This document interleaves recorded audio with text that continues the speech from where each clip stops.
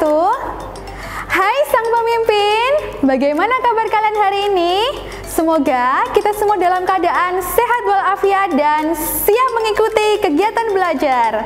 Perkenalkan, saya adalah Ustazah Uswa. Hari ini Ustazah akan mengajak kalian untuk belajar materi ekonomi mengenai perpajakan.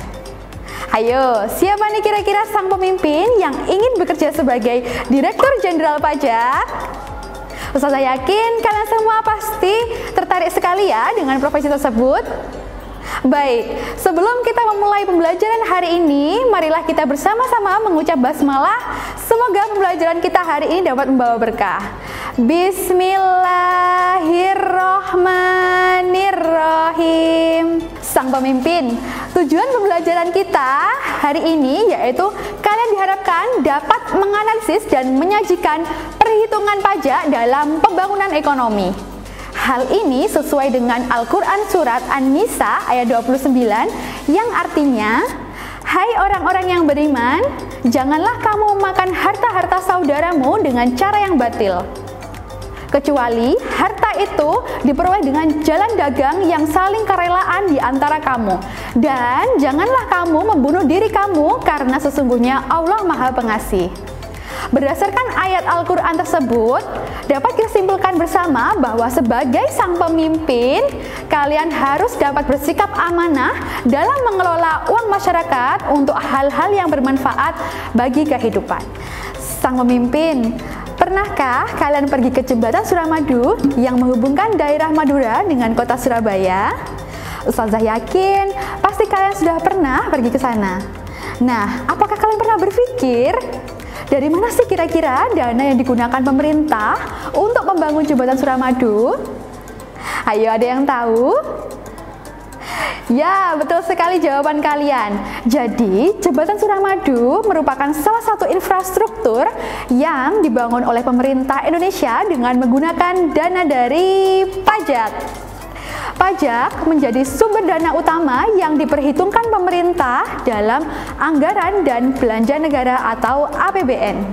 Dana tersebut kemudian akan digunakan untuk membangun infrastruktur seperti bendungan, jalan tol, jembatan, halte, dan barang publik lainnya.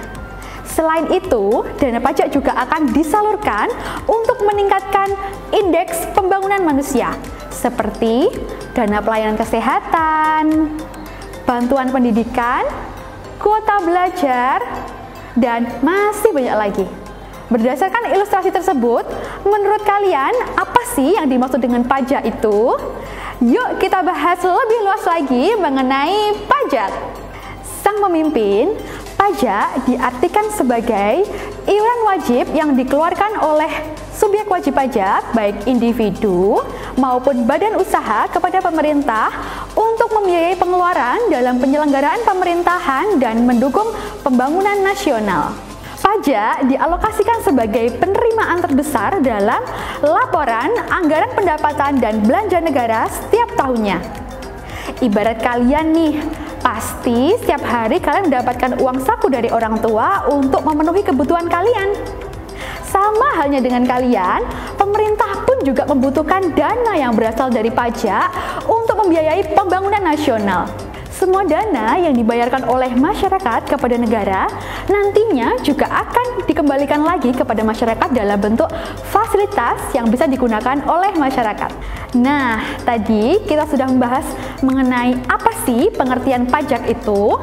Sekarang Ustazah akan mengajak kalian untuk membahas mengenai fungsi pajak. Adakah yang tahu kira-kira pajak itu dapat berfungsi untuk apa saja sih? Berikut penjelasannya. 1. Fungsi budgeter. Jadi, pajak digunakan sebagai sumber penerimaan terbesar negara dalam anggaran pendapatan dan belanja negara. 2. Fungsi alat pengatur. Pajak digunakan sebagai instrumen untuk mencapai tujuan pemerintah. 3. Fungsi stabilitas. Pajak digunakan untuk menjaga stabilitas perekonomian agar tetap seimbang. Dan yang keempat, fungsi redistribusi pendapatan. Pajak digunakan sebagai alat untuk mengurangi ketimpangan distribusi pendapatan di masyarakat. Sang pemimpin. Nah, tadi kita sudah membahas mengenai pengertian pajak, fungsi pajak. Nah, sekarang Ustazah akan mengajak kalian untuk mempelajari mengenai apa sih manfaat pajak itu. Ternyata pajak memiliki arti yang sangat penting dalam meningkatkan perekonomian suatu negara.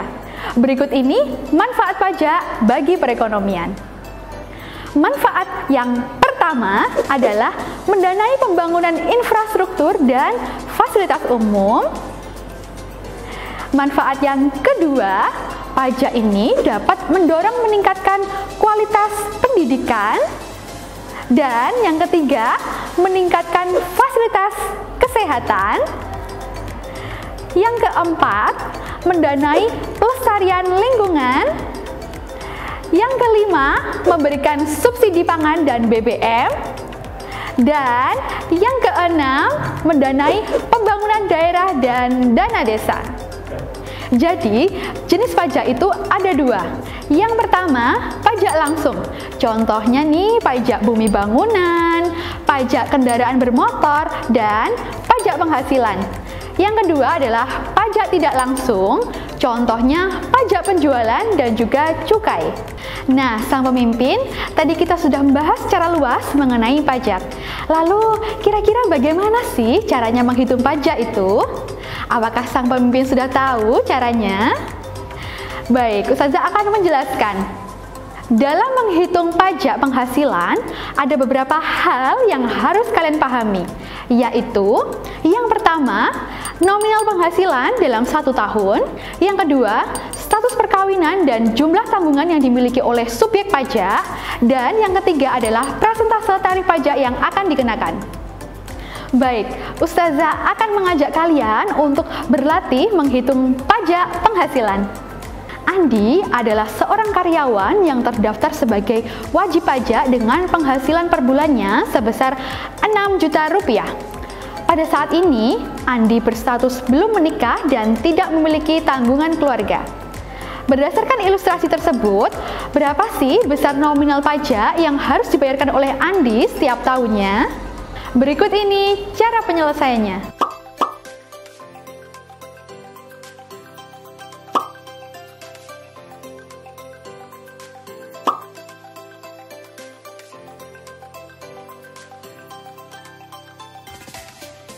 Sang pemimpin, jadi demikian ya cara menghitung pajak penghasilan. Nah, sebagai bahan berlatih bagi kalian, Ustazah akan memberikan contoh soal lagi yang bisa kalian kerjakan secara mandiri. Berikut soalnya.